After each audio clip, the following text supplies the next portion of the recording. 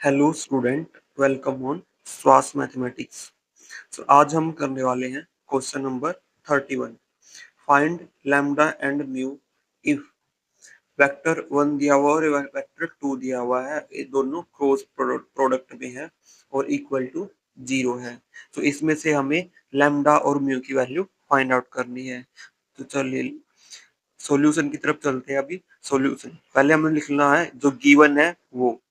अब ये जो गिवन है हमने एज इट इज लिख देना है। तो इसमें क्या क्रॉस प्रोडक्ट दी, क्रॉस प्रोडक्ट हम कैसे करते हैं? डिटरमिनेंट लिखेंगे, फिर आई जे के और जो फर्स्ट वेक्टर है उसके कंपोनेंट पहले लिखेंगे और सेकंड वेक्टर है उसके कंपोनेंट बाद में लिखेंगे। और फिर हम इसका क्या करेंगे, डिटरमिनेंट सोल्व करेंगे। डिटरमिनेंट सोल्व करते हुए हम क्या करना था, आई की जो रो है कॉलम को छोड़ के इसको सोल्व करना, यहाँ पर लिखना है, यहाँ पे जे जे में ये लिखना है और यहाँ पे क्या आ जाएगा माइनस, और के में क्या करेंगे ये छोड़ देंगे तो 2 लैम्डा माइनस 6 आ जाएगा। इक्वल टू हमारे 0 0 है। तो अभी हमें क्या करना है, इसमें कोफिशिएंट को कंपेयर करना है। कोफिशिएंट को कंपेयर कैसे करेंगे, जैसे आई का कोफिशिएंट आई के साथ कंपेयर करेंगे, जे का कोफिशिएंट जे के साथ, के का कोफिशिएंट के साथ। और जो इस तरफ जीरो वेक्टर दिया हुआ है इसको हम ये लिखते हैं 0i plus 0j plus 0k। तीनों इक्वेशन हमारे पास आ जाएंगी। अभी हमें इनमें से म्यू और लैम्डा निकालना है। तो तो हम क्या करेंगे, इन तीनों इक्वेशन का नाम देंगे, इक्वेशन 1, इक्वेशन 2, इक्वेशन, ताकि हम ये बता पाए कि हम किस इक्वेशन को सोल्व करके हम लैम्डा की वैल्यू निकाल रहे हैं और किस इक्वेशन को सोल्व करके म्यू की वैल्यू निकाल रहे हैं। तो जैसे अभी लिखा फ्रॉम टू इक्वेशन से हम म्यू की वैल्यू निकालेंगे, तो यहाँ से हमारे पास म्यू की वैल्यू आ जाएगी 2 म्यू माइनस 23 इस तरफ जाएगा 2 डिवाइड, और फिर from 3 2 lambda minus 6 is equal to 0, तो लैम्डा इज इक्वल टू 3 आ जाएगा। हेंस लैम्डा की वैल्यू और म्यू की वैल्यू ये लिख देनी है आपको लास्ट में। तो इस तरीके से आपको इस क्वेश्चन को सोल्व करना है। और इसमें जो इक्वेशन 1 है इसको नहीं करके दिखाना है, क्योंकि इसमें बस लैम्डा और म्यू की वैल्यू ही पूछी गई है, इसमें और कुछ पूछा गया नहीं है। अगर आपको आपके लैम्डा और म्यू पर डाउट है तो आप इन दोनों वैल्यूज को इसमें रख के देखिए कि 0 बन रहा है या नहीं बन रहा है। अगर 0 बन रहा है तो इसका मतलब होगा कि आपका जो आंसर आया वो ठीक है, आप वेरीफाई कर सकते हैं। अगर आपके पास एग्जाम में टाइम है तो। यदि आपके पास टाइम नहीं है तो आप इसको ऐसे ही छोड़ दें। क्वेश्चन नंबर 32 में क्या दिया हुआ है, एक सिस्टम ऑफ लीनियर इक्वेशन दिया हुआ है।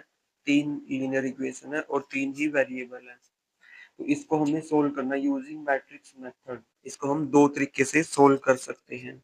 फर्स्ट है हमारे पास रो एक्लन फॉर्म, और सेकंड है A X is equal to B, और इसको हम क्या करेंगे X is equal to A inverse B करके। तो इसमें हम ए इनवर्स निकालेंगे और जो है एक्स वाई जेड की वैल्यू निकाल देंगे। रो एक्लन फॉर्म में क्या होता है, रो एक्लन फॉर्म में क्या करना पड़ता है हमें, जो डायगोनल डायगोनल के नीचे की वैल्यू 0 बनानी होती है, और फिर हमारी वैल्यू जैसे जेड की आएगी फिर वाई जेड होगा तो वाई की वैल्यू आ जाएगी और लास्ट में एक्स की वैल्यू कर देंगे हम वैसे इसमें रख के। तो ये दो तरीके होते हैं मैट्रिक्स मेथड के द्वारा लीनियर इक्वेशन को सोल्व करने के। अभी हम करने वाले हैं इस मेथड से solution. Given 2x plus Y plus Z is equal to 1, तो तीनों इक्वेशन हमने यहाँ पे लिख लिए हैं। अब हम इनको लिखेंगे मैट्रिक्स की फॉर्म में। तो जैसे फर्स्ट जो कोफिशिएंट है इनको हम लिखेंगे रो वाइज, और एक्स वाई जेड, और 1 3 बाई 2 9। ये हमारे क्या बनते हैं, A X is equal to B. तो A X is equal to B है तो हमें एक्स निकालना है, तो क्या करेंगे एक्स को एक साइड रखेंगे और दोनों तरफ प्री मल्टीप्लाई कर देंगे ए इनवर्स की। ए इनवर्स की अगर हम प्री मल्टीप्लाई करते हैं तो यहाँ पर क्या आएगा, X is equal to A inverse B. तो अभी हमें क्या निकालना पड़ेगा, ए इनवर्स। तो हमारे पास ए ये है, एक्स ये है, बी ये बनता है। तो now to find the A inverse. अब हम ए इनवर्स फाइंड आउट करने के लिए पहले क्या करेंगे, ए का डिटरमिनेंट निकाल लेंगे। ए का डिटरमिनेंट निकालते टाइम हमें ध्यान रखना है, जिस रो में 0 आ रही है हम उस रो को या उसी कॉलम को एक्सपेंड करेंगे। तो आप या तो इस रो को एक्सपेंड करें या इस कॉलम को एक्सपेंड करें। तो मैंने इस कॉलम का एक्सपेंड किया है। जैसे मेरा ये दो में दो से ही काम चल गया, तीसरे की जो कैलकुलेशन हो तो 0 होगी। तो इससे हमें कैलकुलेशन में थोड़ी सी आसानी होगी और कैलकुलेशन भी कम होगी। सो ये हमारा आया है 26 प्लस 8 इज इक्वल टू 34 जो कि नॉन जीरो है। नॉन जीरो तो हमारा जो ए मैट्रिक्स है वो क्या नॉन सिंगुलर है जिसका ए क्या होगा एग्जिस्ट कर जाएगा। तो ए इसका एग्जिस्ट करेगा। तो अभी हम निकालेंगे एडजॉइंट ए। एडजॉइंट ए निकालने के लिए आपको हर एक वैल्यू को अलग-अलग से नहीं निकालना है, आपको डायरेक्ट वैल्यू निकाल के मैट्रिक्स में ही रखनी है। तो और जो कैलकुलेशन है वो आपको दिमाग में ही करनी है, ऐसा नहीं है कि आप रफ साइड में लेके आप अलग से कर रहे हैं। अगर आप अलग से पूरा का पूरा हर एक वैल्यू निकालेंगे A11, A12, A13 तो ये नो वैल्यू होगी और आपका टाइम अधिक लगेगा। इससे आपका जो एग्ज़ाम टाइम है वो फिर कम बचेगा और क्वेश्चन को करने के लिए। सो अभी जैसे इसको कैसे करना है, अब आपको ये तो पता होता ही है कि यहाँ पर प्लस है या माइनस होगा। जब एडजॉइंट में हम ये वैल्यू लिखेंगे तो प्लस लगेगा या minus, plus, minus, plus, minus और प्लस, माइनस, प्लस।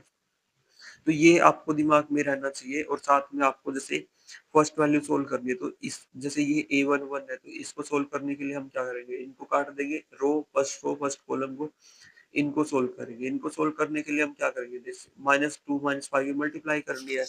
हमारे दिमाग में होना चाहिए जैसे इसकी मल्टीप्लाई प्लस के 10 आ रही है, इसकी मल्टीप्लाई माइनस के 3 आ रही है और साथ में सब्ट्रैक्ट करने वाला भी एक माइनस है, तो यहाँ पे प्लस के 3 होगा, यहाँ प्लस के 10 और यहाँ पर भी एक प्लस होगा, तो प्लस के 13 और एक यहाँ पर प्लस, तो प्लस के 13 ही आ जाएगा इसमें। फिर जैसे दूसरा है A12 में फर्स्ट रो को हम एलिमिनेट कर देंगे और सेकंड कॉलम को। तो अभी देखो -5 और ये 0 बन गया। अब जैसे -5 है और साथ में इस पोज़ीशन पे क्या आएगा? माइनस लगेगा साथ में, तो माइनस माइनस प्लस, तो प्लस का 5 आ जाएगा। फिर A13 में क्या होगा? 3 ये 0 हो जाएगा और यहाँ पर क्या होता है प्लस, तो 3 का 3 ही आएगा। तो इस तरीके से हमें पूरी नो की नो वैल्यू निकाल लेनी है। ये जो 6 वैल्यू है ये मैंने आपके लिए छोड़ दी है, आप अपने आप से करके देखें ताकि आपकी भी कुछ प्रैक्टिस हो। अभी हमें एडजॉइंट ए के बाद क्या करना होता है, एडजॉइंट ए का ट्रांसपोज़। ट्रांसपोज़ में क्या करते हैं हम, डायगोनल एलिमेंट को तो एज़ इट इज़ रखते हैं और इनको चेंज कर देते हैं, रो को कॉलम में और कॉलम को रो में। फिर ए इनवर्स निकालने के लिए 1/34 134 और इसका जो ये लिख देंगे। फिर हमें क्या करना है, so A is equal to X is equal to क्या था, A inverse is equal A inverse into B था। ए इनवर्स बी था तो ए इनवर्स हम इसको यहाँ लिख देंगे और बी को हम यहाँ पे लिख देंगे। अब हमें क्या करना है, 1/34 को तो एज इट इज रखना है, अब इनकी मल्टीप्लाई करके लिख देना है। अब मल्टीप्लाई जब हम करेंगे 3 क्रॉस 3 है और ये 3 क्रॉस 1 है तो 3 क्रॉस 1 का मैट्रिक्स आएगा जो कि हमारा यहाँ पर आ रहा है। और जैसे ही इनको मल्टीप्लाई करेंगे, ऐड करेंगे, इसको मल्टीप्लाई करेंगे, ऐड करेंगे, कोरेस्पॉन्डिंग एलिमेंट को मल्टीप्लाई करना है। और इसको करने के बाद फिर हम क्या करेंगे, ये वैल्यू आ जाएगी और बाद में 34 को हर एक वैल्यू से डिवाइड कर देंगे। हर एक वैल्यू से डिवाइड करने की वजह से यहाँ पे 34 आया तो 34 को 34 1 आ जाएगा। यहाँ पे 17 आया तो 1/2 आएगा और यहाँ पे माइनस के 15 आया है, 51 आया है तो माइनस के 3/2 आ जाएगा कटने के बाद।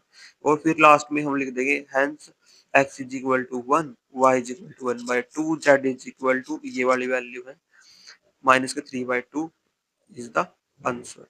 तो आपको इस तरीके से इस क्वेश्चन को सोल्व करना है और इसमें ध्यान रखना है, अगर हमारा मैट्रिक्स है जो वो थोड़ा-सा हार्ड आता है, अगर जैसे ऐसा लगता है कि वो ईज़ी वे से जैसे अगर रो echelon का मीनिंग क्या होता है? ये वाला और ये वाले एलिमेंट को 0 करना। जैसे इसमें अगर ये तो 0 हो जाएगा लेकिन यहाँ पर क्या है फ्रैक्शनल में वैल्यू आने के चांसेस है। तो अगर आपको फ्रैक्शन से बचना है तो आपको पहले से ही जैसे ही आप मैट्रिक्स बनाते हो तो आपको देख लेना है कि यहाँ पर फ्रैक्शन में वैल्यू आ रही है ऑपरेशन लगाने पर या नहीं आ रही है। अगर वैल्यू फ्रैक्शंस में नहीं आ रही है, 1-2 ऑपरेशन लगा के चेक करें ताकि आपको पता चल जाए कि अगर रो echelon फॉर्म में फ्रैक्शंस में वैल्यू नहीं आ रही है तो आप इस इससे ही करें। अगर ज़्यादा फ्रैक्शंस में बढ़ रही है वैल्यू पहले ऑपरेशन से ही बढ़ रही है, अगर जैसे इसको 0 बनाने से यहाँ पे फ्रैक्शंस आने लग जाए तो आप उसको छोड़ दें। आप सीधा क्या करें, इनवर्स निकालें और इनवर्स की मल्टीप्लाई b से करें। ये इसमें काफ़ी आसान रहता है, इसकी बजाय रो echelon फॉर्म की बनाने की बजाय।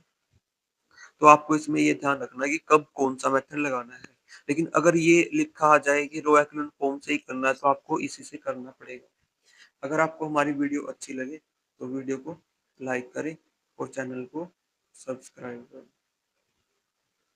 और अगर आपको कोई और क्वेश्चन भी समझना है मैथ का, क्लास 12 का, क्लास 11 का, क्लास 10 का, तो आप कमेंट कर सकते हैं और क्वेश्चन भी भेज सकते हैं।